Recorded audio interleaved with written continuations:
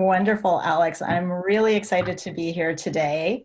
I'll be speaking a bit from my experience of 20 years of being an engineer, but more importantly from my experience of working in the career space. So what I do right now is I develop career strategies for engineering and applied science students, specializing in STEM, of course, and I work with about 1,000 employers who want to hire you.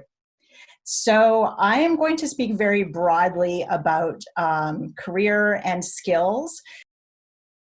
An astroparticle physics professor, there is a fairly clear path for that. So I'm not going to talk about that. I'm going to talk about everything else. And some of this will also benefit you if you do want to be an astroparticle physics professor as well. Surprisingly, more than you might think. So I'm going to give 4 tips. So my first tip is when you're thinking about your experience and your skills, I want you to think more broadly and more flexibly than you might normally think, and really get out of your comfort zone. The reason for this is, especially when you do graduate or a very focused person, you tend to focus on one area. You are also often comparing yourself to those who excel in that area. They are very, very impressive people that you are working with, which is wonderful. But it is easy to slot yourself into that discipline and think that you're not. You are a unique person with a unique set of skills. Many of those skills work beautifully with the discipline you're in and the work you're currently doing. But that doesn't mean that you wouldn't have those skills work really beautifully with other situations as well, or that you have realize our skills. And I'll give an example of this. One example is that things that you find really easy. So I find working with data really easy because it's very, very fun for me. I figured out very quickly, and I'm sure Cole has found this out as well, that not everybody thinks that, finds that easy. And so some of the things that I do very easily, people think are magical. And they are not magical. They are just something that I enjoy doing and it's fun. But there are things also that I find more difficult or more challenging, and I need to exert a bit more energy to do those. So your comfort zone, you can explore other areas. And so one of the things you can do is think when you're looking at other jobs and other positions out in that wide world, to be really bold with that. Look at things that you might not even think of, but happen to have a couple good at. It doesn't mean you have to commit to those jobs. It doesn't mean you have to do those jobs. And it doesn't mean even if you did do one of those jobs for a year or two, that that's where you would end up for the rest of your life. And so I'll give an example of something that I frequently see is people in senior leadership who wanted to be specific, like be an expert in astroparticle physics, for example. Rather than taking a very linear path, they had a situation where they might have done something like grad studies, but then they veered off and they did something that seemed a little bit different. And it might have been something that was related a bit more to project management, administration, or finance, or something like that. And then they veered back to astroparticle physics. And they were in a wonderful position to take that senior leadership experience because they had these different experiences. And if they hadn't had those different experiences, they wouldn't truly have a need for that senior leadership position. So, so my first tip is just to think very broadly about skills. My second tip is when looking at those skills, skills can be technical skills, skills can be things that you are really strong at, but other skills are things like emotional intelligence. And again, as you progress through your career, you find that the skills of knowing how to work with people, knowing how to communicate really well, processes are incredibly powerful skills. and often overshadow even your technical skills, or certainly complement. So I'd love you to think about those skills as well as being something valid and something that you can explore and you can train yourself in, just like you train yourself in modeling or something like that, data analytics. My third tip is about networking. Networking to many people has a lot of bad connotations. It seems like you're asking someone for something, and especially if you're not really a people person, it seems like it's not that much fun. I like the idea of networking being about community building and finding people with similar interests. You have friends with similar interests. Networking is a way of doing that professionally that is broader. And the idea is that about 70% of jobs are found through this. And it's not because it's who you know. That's not what I'm talking about when I'm talking about networking. What I'm talking about is if people know how good you are at doing something, they want to hire you. So a really good example is actually Alex, our leader here of this. I have never worked with Alex professionally, but I have seen her work. I've seen her organize these kinds of things. And before that, I've seen her volunteer in other situations. Reach out to Alex if I had a position that I thought would meet Alex's needs really well, because I am so confident in knowing what she can do. So think about you and how you have shared your skills and your experiences with the people around you. And if you don't have a lot of people around, how do you get to find those people? Well, first of all, you might want to start with LinkedIn. That is a great way to get out there and explore. And what you can do is you can search Queen's alumni on LinkedIn. You can look and see which ones seem interesting to you, who have the kinds of jobs that you might be interested in, or the skills you would. And then you can just go and see what they're up to. You don't even have to talk to them or anything like that yet. You can just see what other people are doing, and it will broaden your horizons of experience. There are 2 LinkedIn back-to-back workshops provided by Career Services virtually tomorrow, 1:30 to 3:30 p.m. So you would register for that. Any current student or recent grad of Queen's can do that. If you're not at Queen's and you're at another school, you can look at your Career Services websites, and they will also have resources for LinkedIn. And for those of you who aren't at a school, you can go on to LinkedIn, and they also have how you use LinkedIn and other kinds of social networking sites like that, professional networking sites. For Queen's students who are looking for opportunities, my 4th tip would be around My Career. So you want to go on to our platform here at Queen's and use My Career to see all the events and workshops and things you can sign up for that teach you these skills and connect you with these experiences, teach you how to articulate all the amazing things about you. So those are my 4 tips.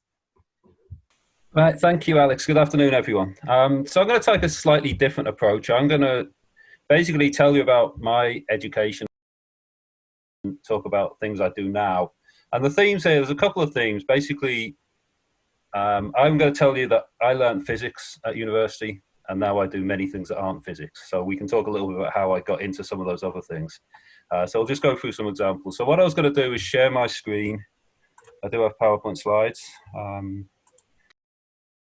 So as an introduction, I'll just go through my CV in, very briefly. And Alex, you actually made me feel very old doing this, because I just realized that I now have 30 years of history, which has crept up on me. So you might have guessed already by now, I was educated in the United Kingdom. I was initially at the University of Manchester, bachelor's degree in math and physics. I then did my PhD in experimental nuclear physics at the University of Liverpool.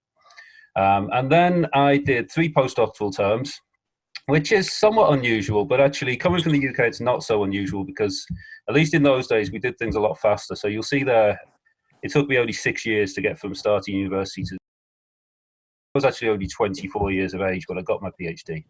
So it took me a few years to figure out what I wanted to do next. So these 3 postdoctoral positions, was one in Scotland, one in New Jersey in the US, and then one in Vancouver, Canada. This is all still experimental nuclear physics.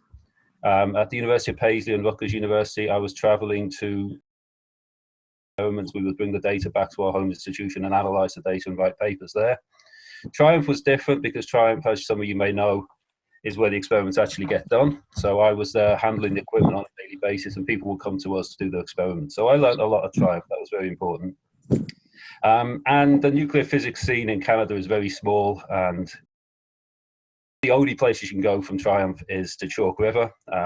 A lot of people are at Canadian Nuclear Laboratories in Chalk River, but we also have Bubble Technology Industries, which is a small company, originally a spin-off from what used to be AECL, what is now CNL. And I've been there since 2005. So I started as a research scientist, then a senior research scientist, then deputy. And since 2018, I've been the manager of the research and development department at Bubble Tech. So Bubble Tech is now over 30 years old. It was the first commercial spin-off from Atomic Energy of Canada Limited back in those days. And at that time, I think AECL was trying to do many commercial spin-offs, but I think the only successful one. At that time, there was something called the bubble detector. That's where the company name comes from. That is a neutron dosimeter. And over the years, we've evolved to do many different things, all related to radiation and explosives detection. So we do products, but we also do services and contract research. Contract research is a big for radiation-related applications, and as I mentioned, a little bit for explosives as well. The company is small. We have around 50 staff members, but we're very specialized. Over 60% of those are scientists and engineers. And being in a small company, I find, is a wonderful experience. You know, even as a younger scientist, when I started there, if I want to talk to,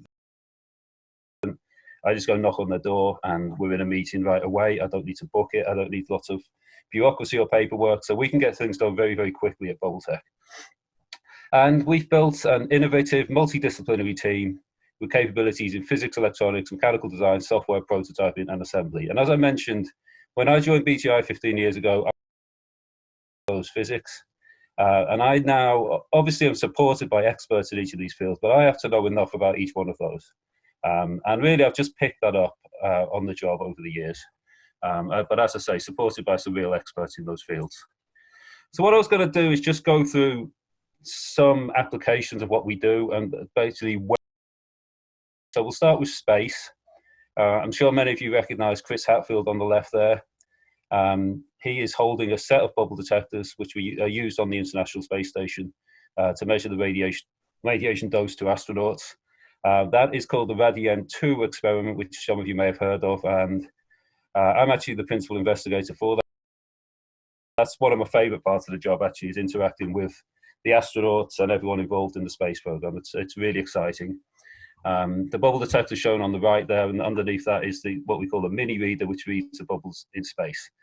And we've delivered 2 of these mini readers to space, and so some of you may be familiar with that process, but that's a real engineering test and qualification to get an instrument like that into space.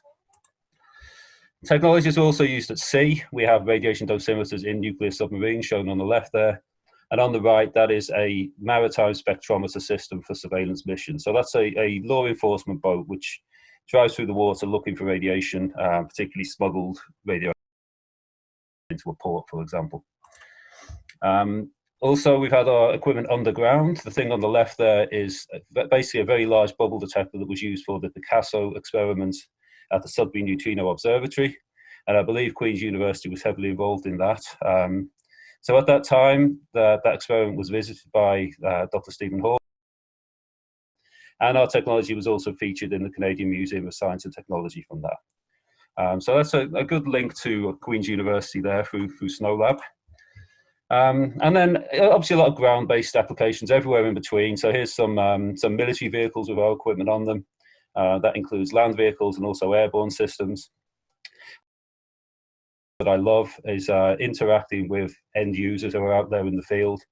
You know, this equipment is science-based equipment. It is simultaneously very technical and very complex, but it also has to be very rugged because these guys do not treat their equipment well. They like to throw it in and out of those vehicles, so the stuff basically has to be able to bounce. And it's great talking to these perspective on how they do their job, which is very different from your perspective as a scientist, I can tell you. So I've really enjoyed that aspect of getting to know how some of these customers work with their equipment. We also have equipment around medical linacs used for cancer therapy. And I hope you get in the theme here. Basically, anywhere there is radiation to be measured, we will be there trying to do that. Systems on the right show portal monitor systems. One of those is at a United States National Lab. And the picture at the top there is actually taken in our parking lot in Chalk River. We actually built these systems there. And again, it was quite exciting having these huge vehicles drive through our tiny parking lot. And still everywhere in between, we've been at some pretty high profile events. A few president inaugurations, Super Bowl games, World Series baseball games, World Leader Summit and the Olympics. And again, these are law enforcement end users. They treat their equipment roughly. They don't need to understand everything about radiation, but we like to make the equipment simple enough that they can do their job with it. So that's been a real challenge that over the years. And this slide shows an example where we actually introduced some of our equipment to Prime Minister Justin Trudeau back in 2016. This was at the Nuclear Security Summit in Washington, DC, which was hosted by President Obama. And the neat thing about this, not just meeting the Prime Minister, but also that our customers outside the venue. So while we were showing this equipment to Trudeau inside, we had law enforcement officers outside using our equipment. So yeah, this is the last slide. This is more about the R&D department that I lead now. We have performed 200 R&D contracts over the years. And just to make the point, R&D is necessarily focused on products. Some of it is R&D for the sake of it. I mentioned the space program. We are now beyond the bubble detector. We are building a new spectrometer to go on the Lunar Gateway, which is a new space station that will orbit the moon. We're also building a system that will be on a rover on the moon looking for evidence of hydrogen. So we're areas there, not really looking to make products or make money out of those things. We're doing it for the sake of the research. But our major customers include the US DHS, Department of Homeland Security, the Department of Defense, and then the equivalent organizations in Canada. And again, I'll list here some of our in-house expertise: physics, chemistry, electronics, mechanical design. We do a lot of now, and also rapid prototyping, manufacturing, and test. So again, just to make the point that over the years, I've become fluent, at least, in all of these areas, even though I come from a physics background. So it's been very interesting learning all this new stuff. And yeah, the constant technology innovation is very important to us, of course. We cannot stand still. We have lots of competitors in our product line through doing some of this research and development. So that's basically an introduction to me and the company. So I'd be happy to answer any questions anyone has about any of that, or just general advice about careers and skills and all that kind of stuff. Okay, thank you.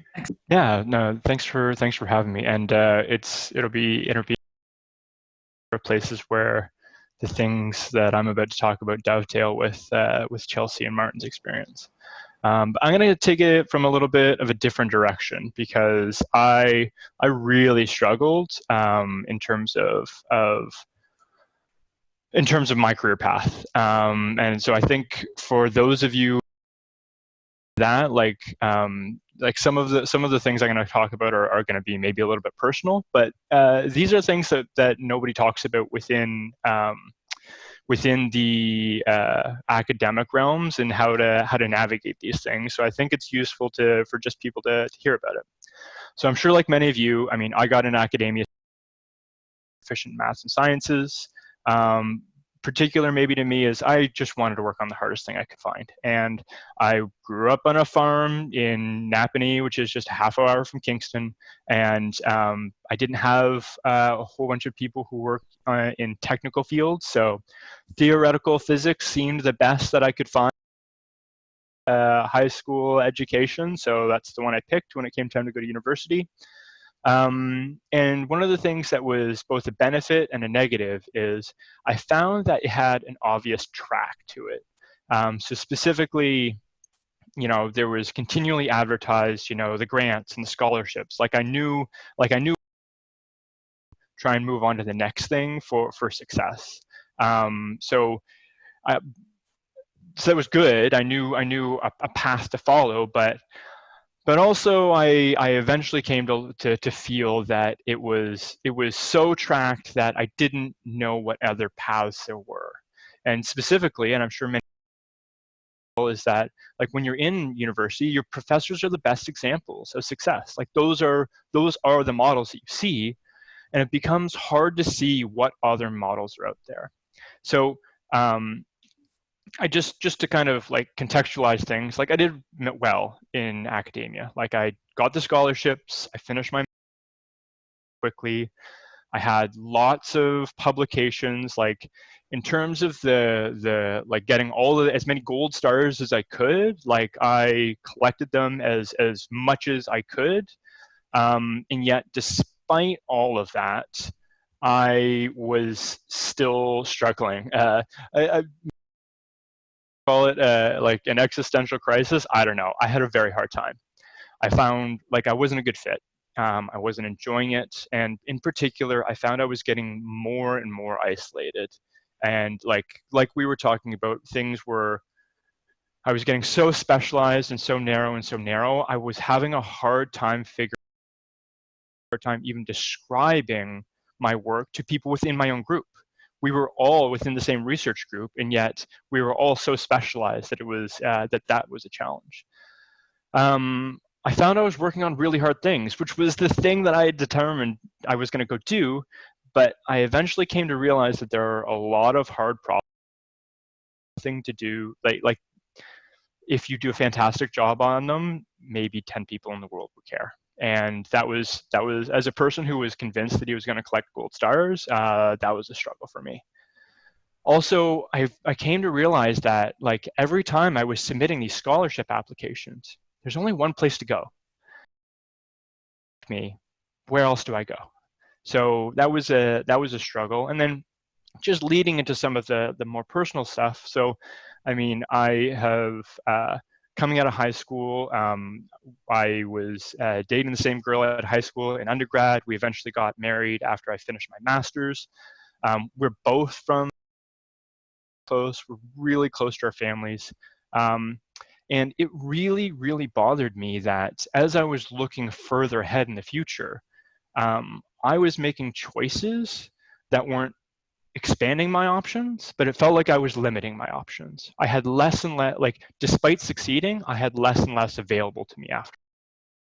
And just to bring this home a little bit more, so just the way things fell out for us, by the time I was finishing my PhD, we had one child and another on the way.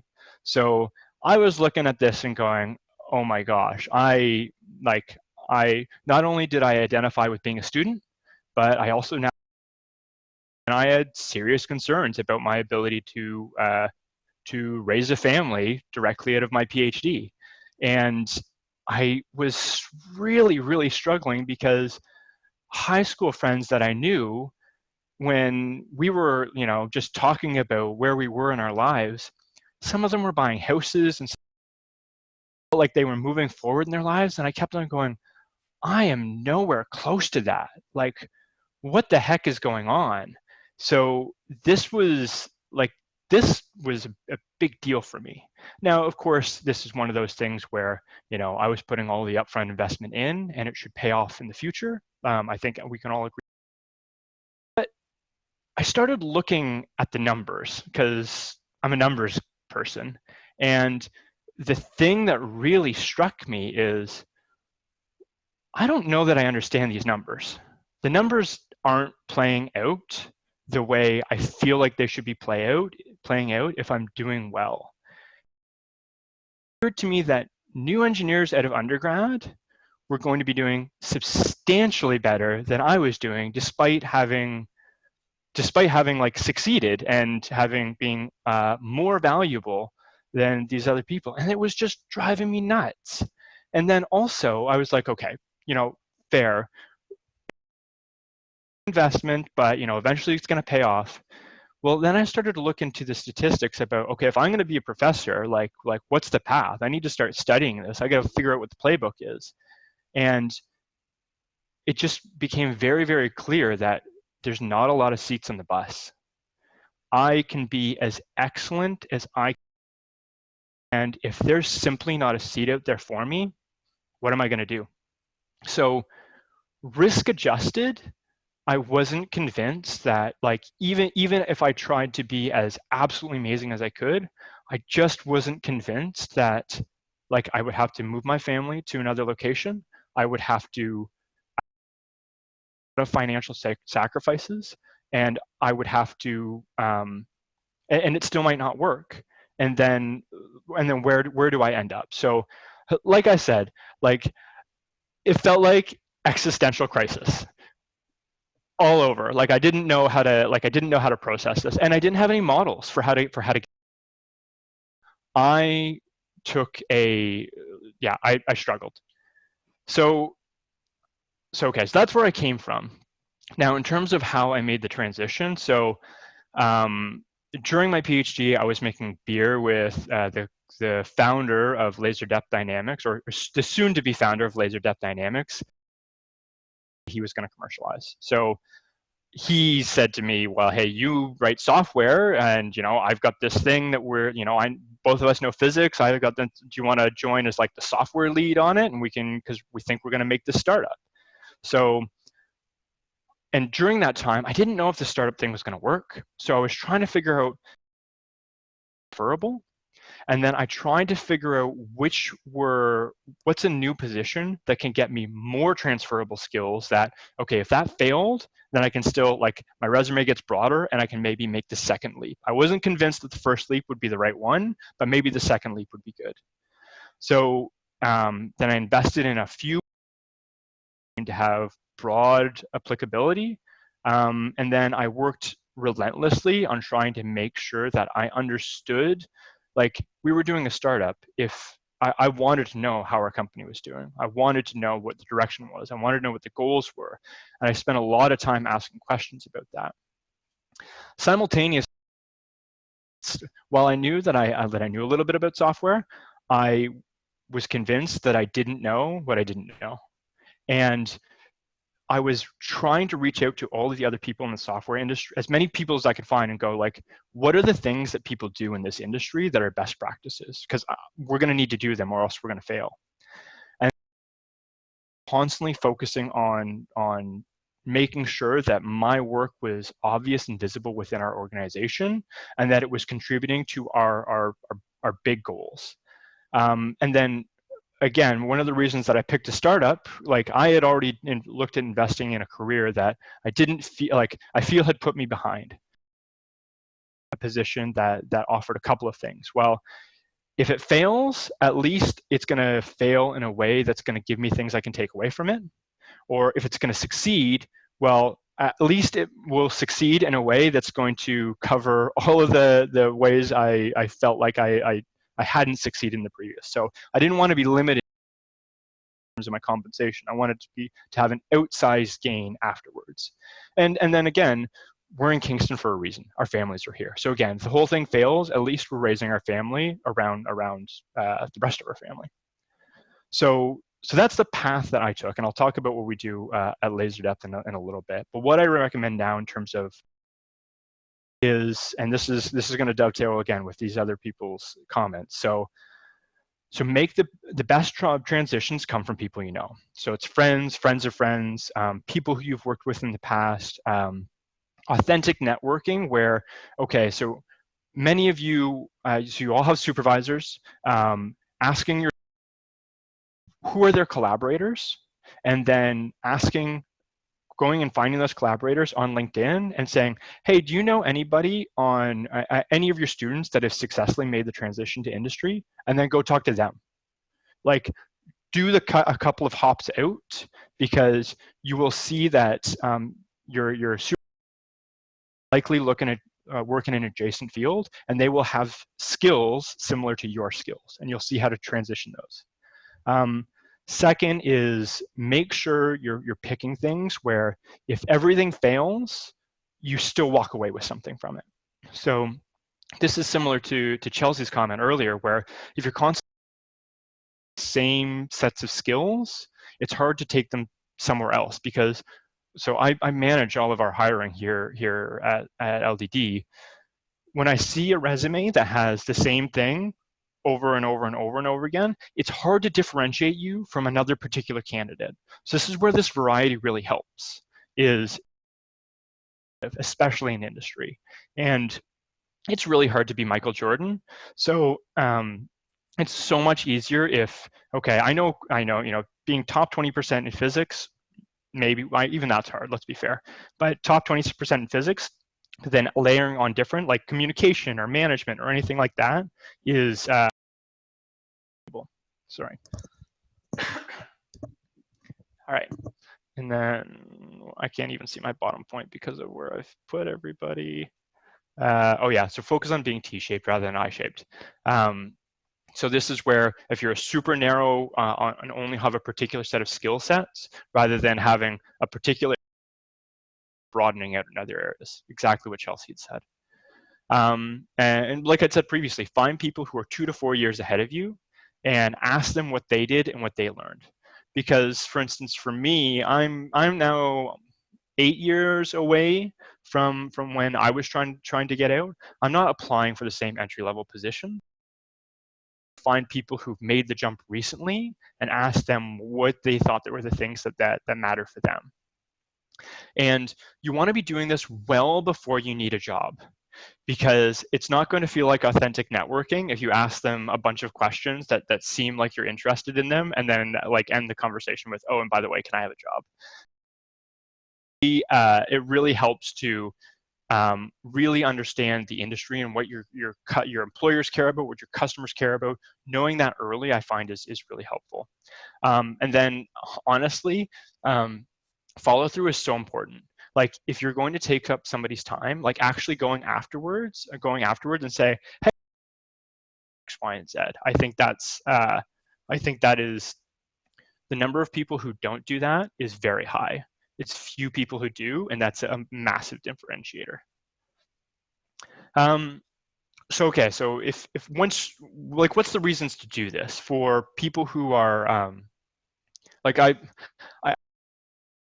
obviously early on, but what are the benefits of going in industry? So one of the things that I like is I have many different customers, many different industries that I can help.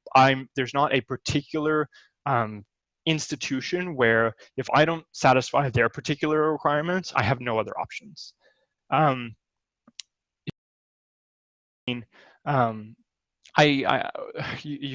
There's tons. Like you can craft a career where you have as much technical work as you like.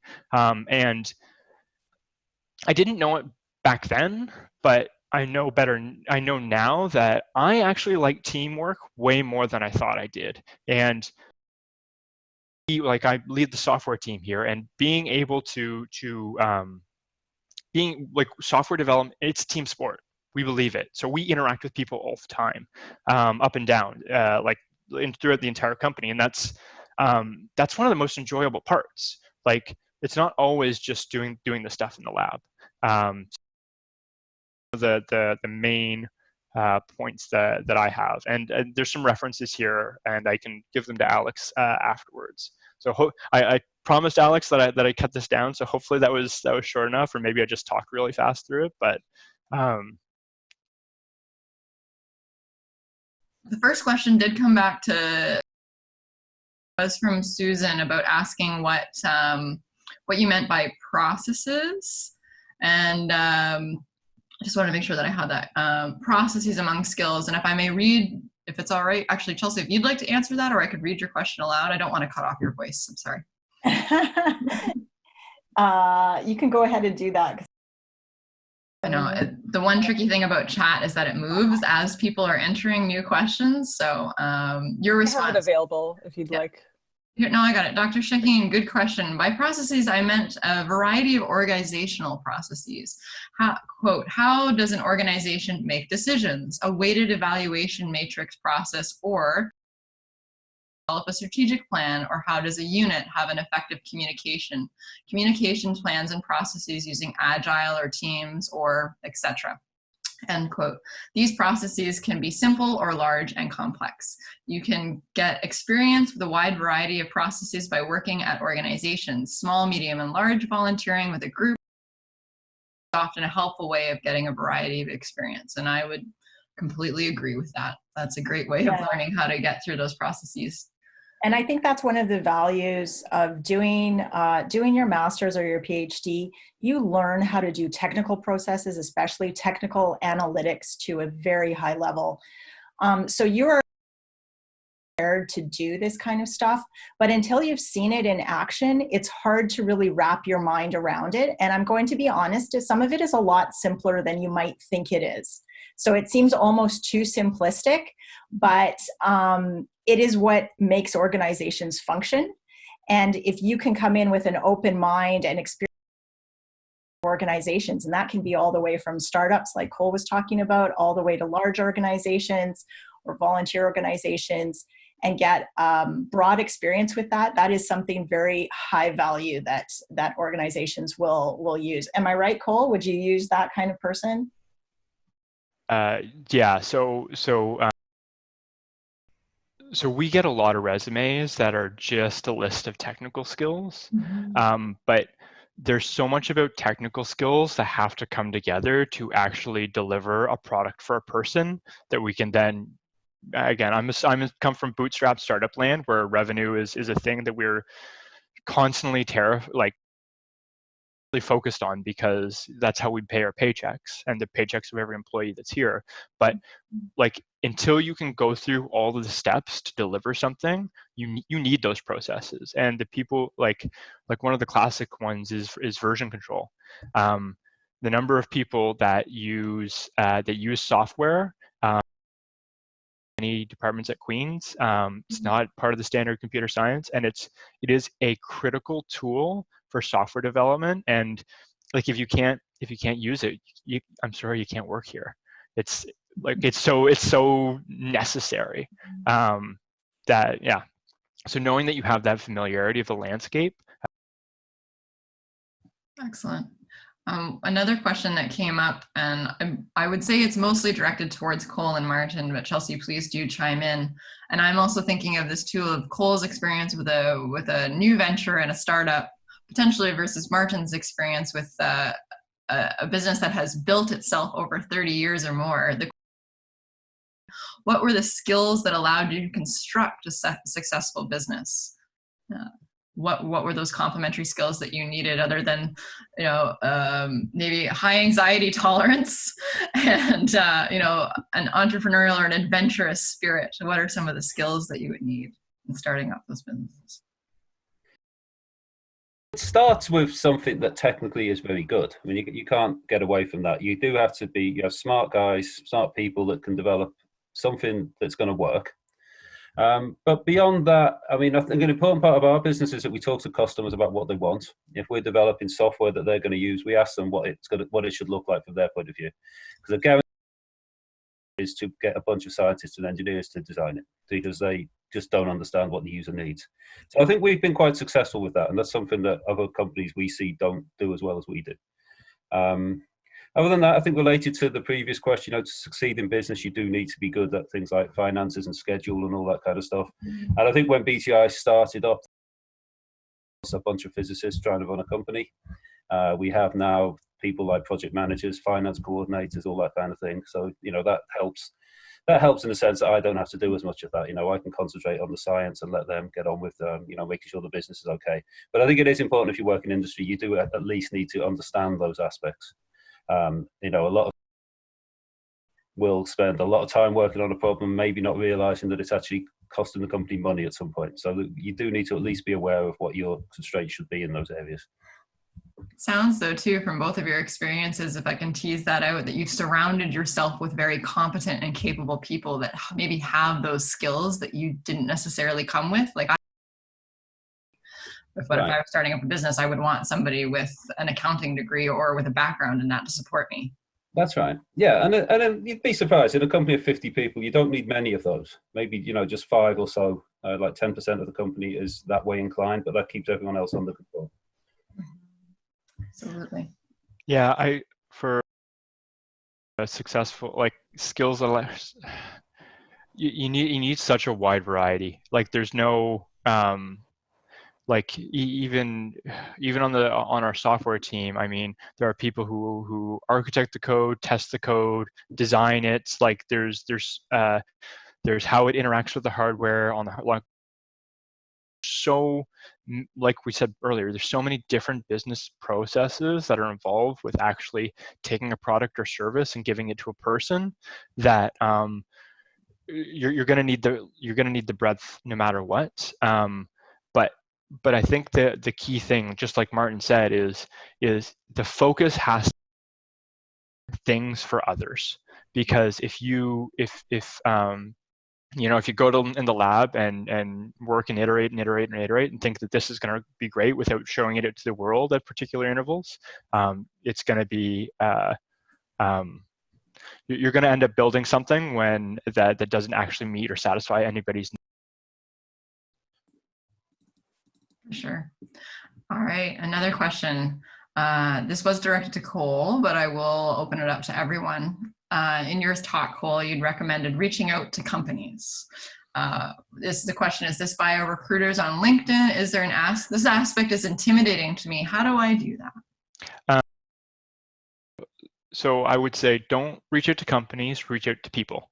And the thing that students frequently forget is that most people remember what it's like being a student and remember like how hard that transition is.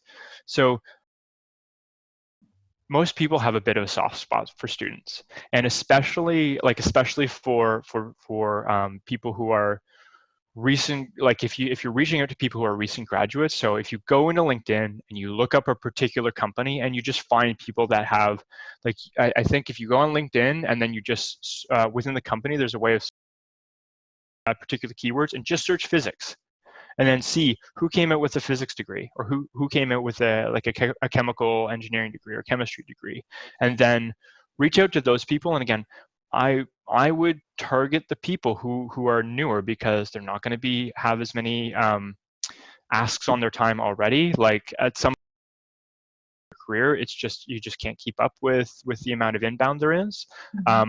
But the newer people, they're happy to share their experience. Most people don't ask anybody else about their experience. So I would find, again, it's not I wouldn't focus on the recruiters, because recruiters are there for a goal. Asking particular experiences, I think, is likely to be more successful.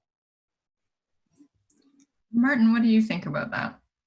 What would be the optimal way if a student wanted to get in touch with BTI, of how they would learn about the business? I mean, I agree with Cole. I think that makes sense. I mean, one of the ways we used to like to meet students was through conference. And I say used to, of course, we're not doing that anymore because of COVID-19. But I think that's a great way we can actually speak to somebody face to face. I mean, we're always open. If people want to send us emails and just, ask advice or, ask about what the job situation is like or what it's going to be like, we will, of course, respond to those emails. Let's see. I mean, in terms of do much with that, we advertise jobs on things like Indeed. And well, I mean, one tip I would give people when applying for jobs is to personalize the application, because I think it's too easy on something like Indeed now to just click the button and say, yes, I apply, and send your kind of default stuff. And we see that. We can see straight through that. So, but they certainly don't impress us right away. We did have a question from the audience, specifically Martin, about applying for positions if they've been posted, but they may have been passed, or the due date for the post may have passed, not knowing whether or not that position has been filled. Is it fine when people still apply to that, or? Like someone's been on our website recently. They've been looking at you. That's good. Yeah. No, we're not. We do put on jobs with end dates, and then we forget to take them down. But yeah, they are basically still open. We are always open for new talents, and yeah, and particularly people with a good range of skills. We've actually had people in a certain position and then moved into another one pretty quickly, because in a small company you have to be flexible. So if it's hardware, firmware, software, I know people who've moved around in all of those quite well. So yeah, we're always open to good applicants. That's great. Thank you. I'll direct this next question, because I haven't heard from Chelsea in a few minutes. I'll direct it to her, but it is open to all of, particularly when you're hearing from some of your industry partners, what are some of the skills that, students they arrive, but maybe they don't have developed yet, that industry partners really would love to see in their applicants? What is something that they need to develop? Well, certainly data analytics, a huge area. So data analytics and modeling, and then the ability to translate that. So yes, you may have done modeling of a particular system, or you've done data analytics or something you might even not even think of as data analytics, but you have done it. You've worked with data, you've analyzed data sets, you're maybe doing, machine learning and AI kinds of things, or maybe not, but you often have the ability to then pivot into that area. And that is of great interest to almost every industry right now. So that's everything from insurance to banking to finance to engineering and applied science to large factories or smaller operations. They need those skills. And then that combination with skills of how to work as a team, how to communicate, how to do successes, or how to, just how to plan yourself, how to plan your day, how to communicate that plan to other people, how to communicate that to your supervisor. Those kind of skills are great too. And that's why I say experience goes really far. So I'll often look, like Cole, I'll look at someone with a master's and a PhD as the greatest possibility, or sometimes the opposite. And the greatest possibility ones are the ones who are flexible, and they say, I have a PhD and a master's in this, so I'm very skilled at analysis, I'm very skilled in these areas, but I really want to learn and develop here that because I've gone and I volunteered as a beekeeper, or I volunteered at Science Rendezvous, or I helped my stepsister develop a process for categorizing her plants. Somebody who has done something in addition to that PhD or master's, and pick things that are of interest to you. I mean, you will do really well when you do things that you're interested in. Agreed. Totally agreed. And what I heard too out of that conversation is that translation, we become such experts in our field, such experts in a very niche area of science, that we end up speaking to other people that speak that language, but not necessarily learning how to translate that to other people. And I'm sure when you're on a team in industry or just outside of academia, not everybody will have that language, that conversation to be able to explain. What was it? One of my first year undergrad instructor said, like, your grandmother should be able to read your paper, and not because your grandmother's not brilliant, she probably is, but if she can read it and understand it, then we're all the better for it. So I'll second that. Within one of the biggest struggles technical candidates is everybody's super good at taking the deep dive, but like we need to keep it up here at the level where it's like, give me the 2-minute description about what about not even the 2-minute, like give me the elevator pitch for what your thesis is about, and like, because this is the what is one particular thing, but the why is it shows that you understand where it exists in the context.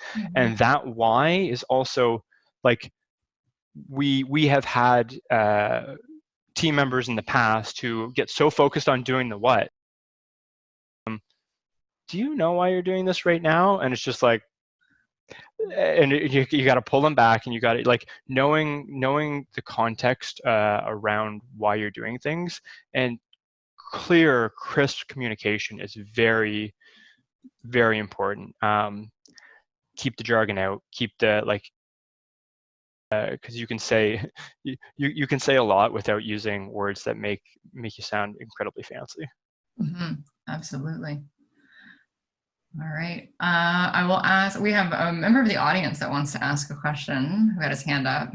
Dr. Matt Laywarn, would you like to ask your question if you're still with us? Thanks, Alex. It wasn't much a question. I really appreciate all of your perspectives. I am back in academia, and it was more of that perspective that I went into academia, and then I went out into industry for 8 years, and then I went back to academia. And so it was more just to point out that if you learn a lot of really incredible skills that are hugely applicable to academia. Like, you know, I'm an analytical geochemist. I spent 2 years working for the largest analytical services company in the world, and in geochemistry anyway. And I learned an amazing amount. But the key point is, if that's ever in your mind, what you have to do, your toes at least, if not a few feet, in academia, maintain contact with HQPs, and that's a good way to recruit new people anyway, as I'm sure Cole probably knows. But just to keep that the thinking that if I ever want to go back to academia, if I don't publish anything in the 8 years I was away, my productivity was pretty crappy, but it was enough to get me back in the door. So that's all I wanted to say. There you go. Thanks, Matt. I think that actually does bring up a really important point of, you can go out and come back in. It's not a one-way door in and out of academia or in and out of industry, right? As you develop, you will want to be acquired in multiple spaces, right? So I think that's a good reminder for us. Thanks, Matt. Another question that came from Colin, I will read it out loud. Are there any points in academic progression where it is easier or harder to go to industry? If I don't know whether I need to end up in academia or industry, going along with academia as long as I'm okay with it, or will I get stuck if I get too far? I would say that's dangerous, but I'm highly opinionated on this, so you're welcome to take it as you will. But I find that if you're not, it's fine to not understand not know what the next steps are. Like that's the majority of us. But I think it's understanding what are the things that you like, and understanding especially you don't like are really helpful, and just continuing to find like translatable skills gives you the option of doing both. But again, if you keep focusing and keep narrowing, the incentives in academia are such that the professor that you work for would love for you to create just one more paper, just one more, and just to the nature of academic work, a lot of times it's narrowing. It's hard. Like the really transferable papers are usually the nature and science ones, and those are hard to get. So it's fine to keep going in academia. Just and I have a story about somebody else who I felt did their PhD substantially better than I did, but I think there's a way to do a PhD really well, but it involves continuously interacting with outside members. It can companies. What are the problems that your customers care about? What are the things that you care about as a company? Like, what are the things that you folks are working on? And just continuing to interact with those groups, because it shows you directions you can potentially head in. But if you just stay in the academic bubble and you just keep head down focusing on the next paper, you don't get access to what those things are. So that's my opinion, but because I did the head down thing and it sucked. Yeah, I agree with Cole. You can definitely stay in academia too long. I have seen people kind of get stuck there and not know what to do. Then there's probably no harm staying in academia, at least, for several years. There are always ways out. It's just, I think, as Cole mentioned before, once you're in academia, there's nobody there who can tell you about industry, so you don't really know what the ways out are. And I think that's sometimes the problem for people.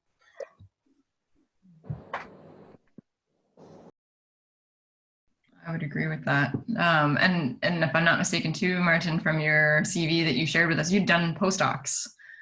That's right. Yeah. I mean, my story is actually very similar to Cole's. I mean, I was a postdoc for 8 years. As I mentioned, I started that early. And I think it was fine maybe for 4 or 5 years, but the last few years, yeah, it was difficult. I was all over the place. I had some interviews.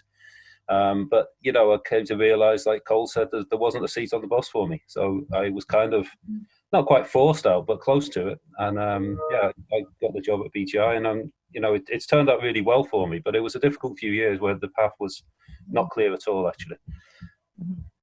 And I'm our, you know, people that are with us today might share in that feeling of not necessarily, well, frustration, but if you had a goal in mind and that goal is not working out, to see the next door that's open as a great adventure and possibility, right? Just because you don't end up with a professor job is not, I think even Chelsea started this off at the very beginning, it's an opportunity, right? An opportunity for something not necessarily bigger and better, but something different that can be very fulfilling in your life. Yeah. And I think if you are staying in academia, I think it's important to be realistic and make sure you can, you know, if you've done your PhD and then a postdoc, but you've got to be able to see where the professor job's going to come. You've got to make sure it's realistic and talk to yourself, you know, and ask yourself, really, am I heading that way, or am I better to get out at this point? So this actually brings a question that I had asked to you earlier through email, because it sounds like in making those decisions, you were probably talking to some very key influential mentors or people that or advice. And so I'm curious from you, how key was your mentor, or did you have a mentor to help you shape the decisions that you made? I mean, I wouldn't say I did. I mean, there were senior colleagues I was working with in my last postdoc who, you know, would have a good chat with me about what my options were, and they were quite realistic about the fact that I at that point. But I mentioned that it's, you know, nuclear physics is very small in Canada, so Bubble Tech was well associated with Triumph. In fact, my boss at Triumph used to work in Chalk River before he was there, so he knew my future boss at BGI. So it was a very obvious link there. But yeah, I think I was just lucky in that sense, I think. Chelsea, have you had great mentors in your life? I found that the mentorship out of academia, it just wasn't there. This was one of the reasons that I struggled so much, is that and again, this is not a disparagement on my supervisor. It's just goals and the things that he focuses on is he's hyper focused on his research. He's hyper focused on his collaborations, and like he was. I don't know that he wasn't willing to have the discussions. It's just it wasn't there wasn't really any a path or a way for him to really help me through that transition. And I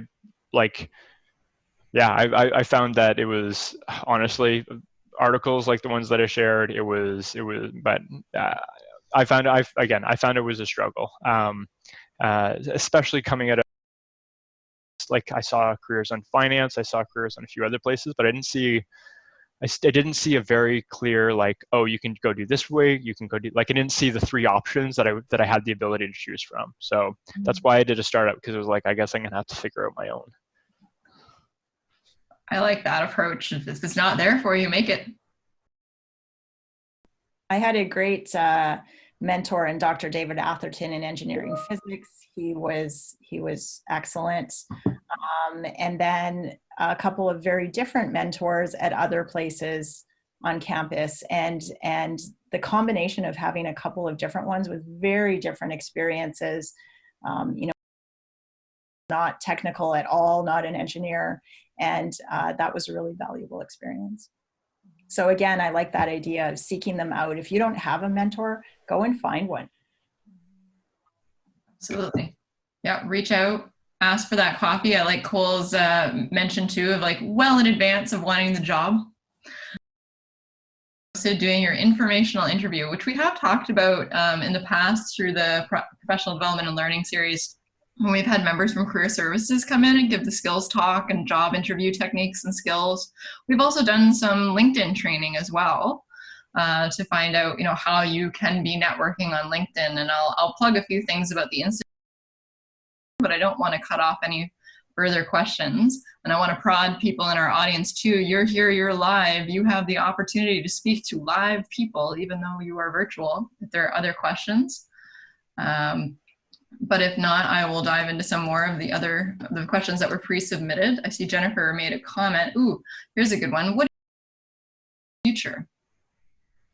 Things that we don't know yet. What are some of the skills of the future? And I know Chelsea had mentioned some very unique skills that are hot right now with industry, but what do you think in the future will be the must-haves for future applicants? Martin, do you want to start? Yeah, I mean, so Chelsea mentioned data analytics. I mean, that's a huge thing, even in our industry. We're constantly asked to fuse our radiation data with photographs and, cargo manifests and all that kind of stuff. So definitely data analytics is a big one. Another one is things like machine learning, neural networks, all kind of things. Those are things we get asked about all the time as well. I mean, people want their radiation detectors to do all these things.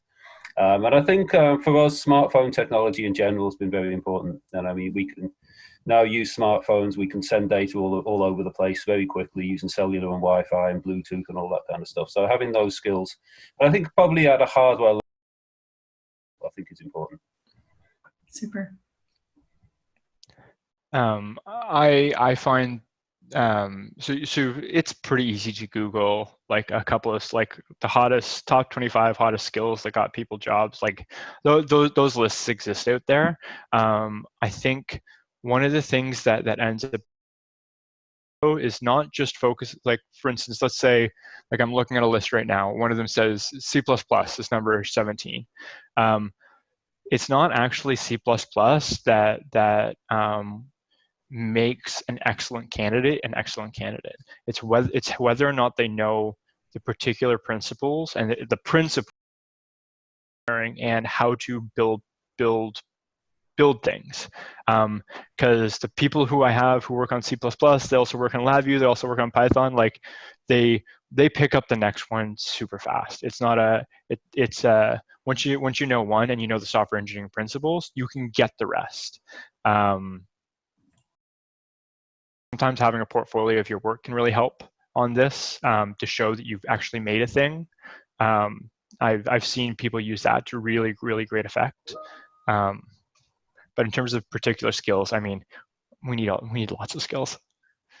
I agree with Cole 100%. You in the areas that you're in, that you are already working on so many of the skills of the future. So you're doing really well. What you might want to explore now is the idea that, and I think we've learned this really well with COVID, that labor markets shift and change all the time. With COVID, we saw they really do. So everybody who was going to go into aerospace, all of a sudden, or working with airplanes, all of a sudden has a very different career path, at least for a few years. That's actually not unusual. So you can go into something thinking 5 years down the road, it may shift.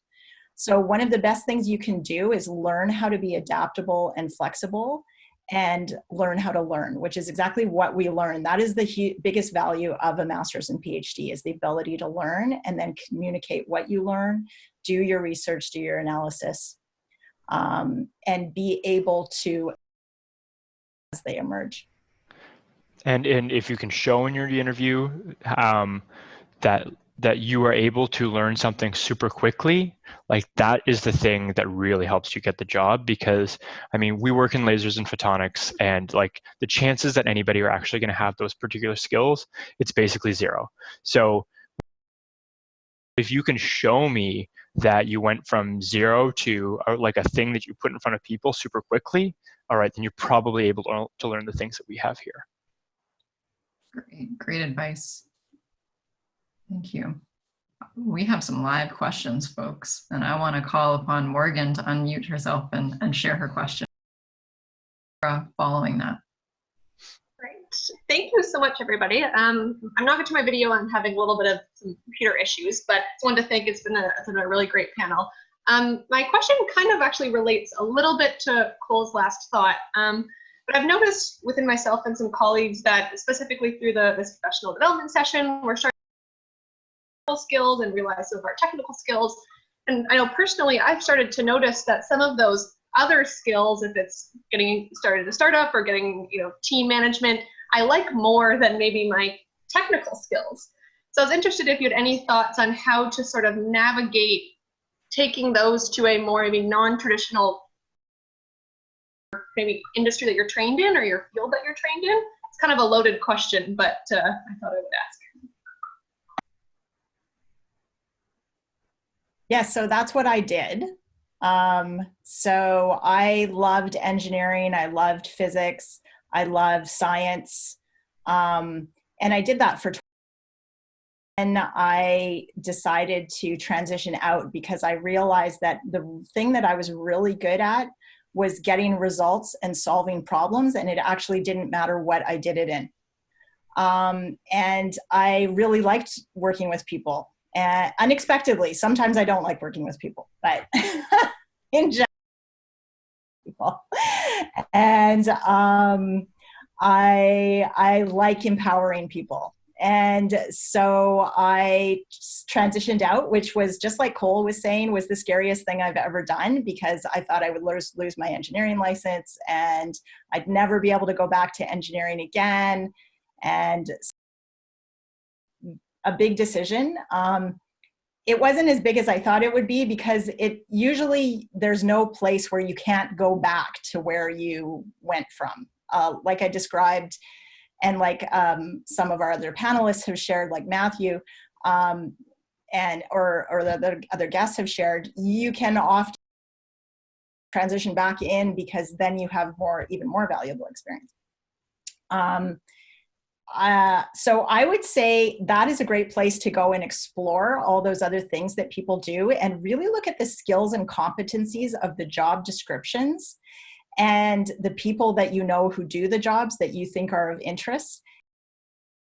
Explore that idea. And doing something that you really enjoy doing and you're really good at is very, very satisfying. So I would say don't be limited. The job market out there is very broad for people who have the skills that you have and then can apply them in a different context. I found that the majority of hires that we have that do the best at showing how they can use those other soft skills are typically people who have either done an internship and have those. I mean, it's a little late for but also the clubs that are associated with it, because those things, like if you're in like Queens has the Baja race car team or the concrete canoe, or like all of those involve project management. I find that it's the things that are outside of the day-to-day work that really show those extra soft skills.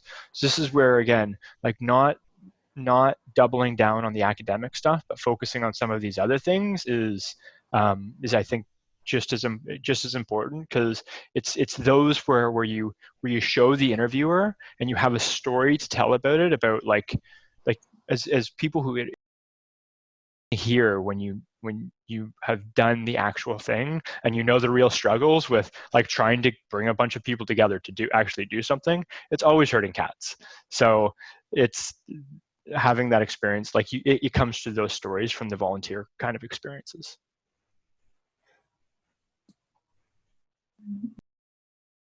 Question? Yeah, I agree with what Chelsea and Cole have said. I mean, I always encourage people, if they're technical, to stay technical as long as they can, because you will get, as you get older, you will do more and more project management and reporting and all that stuff. So while you can, you should keep doing technical things if that's what you like.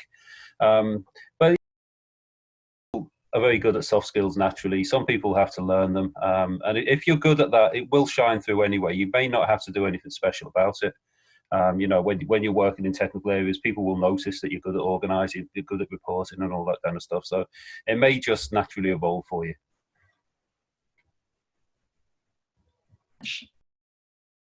Mute herself. You can ask your question. Hello. I hope my audio is okay. So when Morgan asked her question, I was like, dang, that was really similar to my question. But I guess I'll just say it anyway. Mostly, I've realized that while I like what I'm doing, I like the skills I use to do what I do, I don't necessarily want to do it as a job. And I'm realizing more and more that I want to move on to something that's like almost completely different. And my right now is being able to explore those different industries and kind of say confidently that, yeah, I could fit into this industry without actually knowing anything about it. So for instance, like I did engineering physics and maybe I want to work for like a clothing company, right? But I want to work in the smart material, smart fabric area. So it's sort of like I can't just ask my supervisor, do you know anybody who, you know, like if he does, my supervisor does non-destructive testing. He's not, right? So it's not as simple as just kind of hopping a couple associations away and asking questions. It's more about like, how can I really explore that industry? I guess that's my question. Sorry, that was a bit rambly. Is use some of the tools that Cole was talking about, like LinkedIn, and go and find Queen's alumni. There are thousands and thousands of them. And they tend to be pretty friendly when students reach out to them. Some of them are really busy, so not all of them, but pretty friendly. So if you go and find the alumni working in a clothing company that you know, and then reach out to them and say, hey, your position looks really interesting. I'd love if you could just give me, I know you're really busy, but if you could give me 15 minutes of your time just to tell me about what you do, I would love to hear that. And that is a first step. And like Cole said, people who are a little earlier in their careers love to talk about what they're doing. Actually, people later in their careers love to talk about themselves too. But they sometimes don't have time. But if it's 15 minutes, it'd have to be less than half an hour. They can usually make time, especially for someone who's really keen and has skills and is very specific. And that's a way to start to get to know people. And then you'll start to get them to know the industry and other people. The other piece I would say is to not be a barrier to yourself.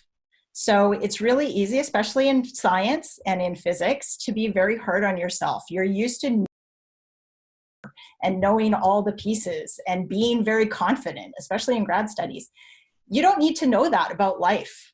Life, it's okay if there are a lot of unknowns and you're not perfect. In fact, you are not expected to be perfect when you go into a job and perfectly know every single thing about how to do it. So, or an industry. So yeah, I think that's a great area to explore. Yeah, something else that I might mention too is don't think about your first job that you take as to be the end all be all. You don't have to pick right the very first time. It's okay. Like this is what I was saying before about get something that has a subset, like it leverages the strengths that you have right now, but it provides the opportunity to get a different subset that you think you really enjoy. And like organizations want to have their employees be to the best of their abilities. So if it turns out that you are a fantastic communicator and you like gravitate to the project management side or the whatever, they companies don't, like, you don't have to stay entirely in your lane. There's some ability to move around in there, and then once you get expand your skill sets, then you can see how maybe you can make the next jump if you need to, or I mean, in a lot of instances, people find that there's so much breadth within every company for so many different roles. You might not need the second jump.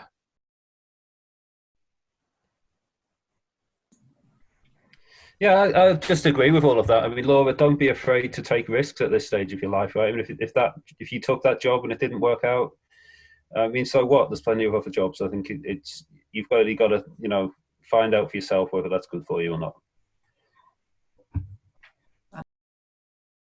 Great question, Laura. That was really, see, you thought Morgan had a great question. You definitely did too. I did see Vasu with your hand up. Vasu, would you like to ask your question? Hi, can you hear me? Yes, we can. Okay. Hi. So I would like to take this a little bit. So when Cole was talking, I was like, I wanted to high five him because I'm 27 years old. My husband is 34 years old, and we are still students. And we are like, I am a master's in physics. I'm doing a master's in physics, undergrad in computer science. So like all my friends are like doing computer science jobs, like 100K per annum.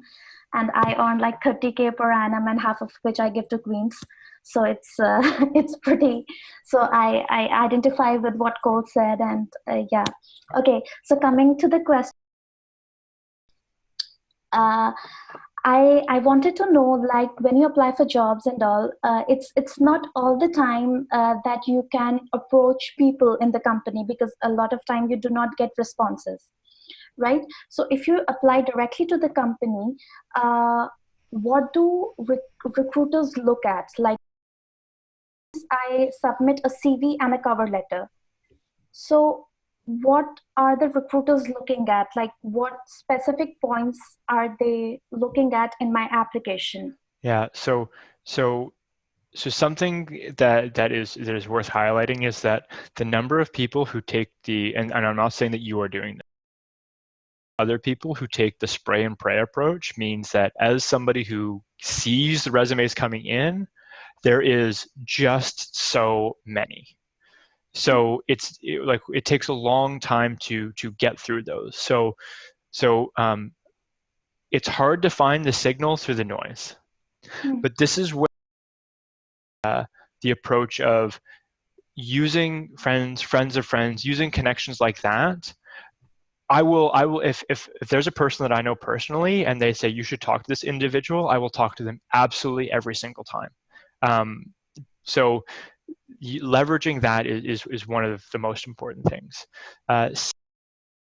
Because so let's say you message somebody on LinkedIn, just because you didn't get a response the first time, most people are super busy, and the second response that says something just very politely, hey, I'm just following up on this. Maybe you're too busy for this, but I just wanted to, in case it got got lost in your inbox. You're obviously too busy. Thanks so much, anyways.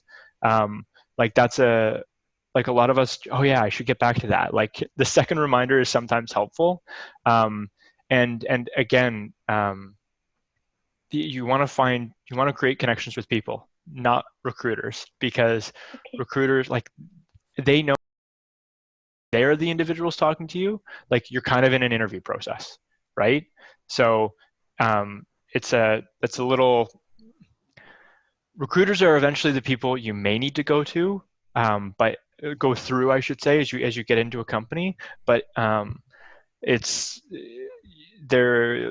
are all the noise out, and again, I'm not saying that's you, but they get a lot of flack if they let too many resumes through, and then because then they're kind of not doing their job too. Now they just put it on the managers.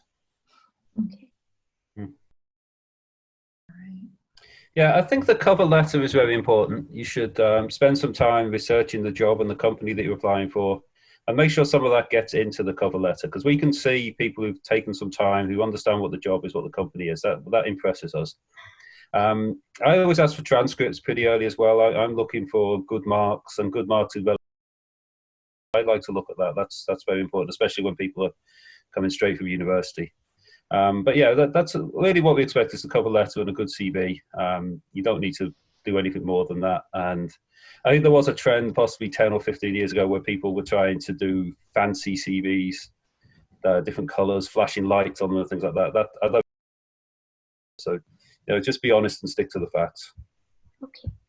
Yeah, and for any individuals who are concerned about their particular transcripts, this is again where a portfolio that shows like that you are capable of translating skills to an actual thing. We take transcripts too, but we've definitely hired people who with that weren't perfect, but they've shown us that they know how to build stuff. Okay. Mm-hmm. Sounds good. Thank you. Thank you very much, Vasu. I appreciate your question, and to our panelists for their responses.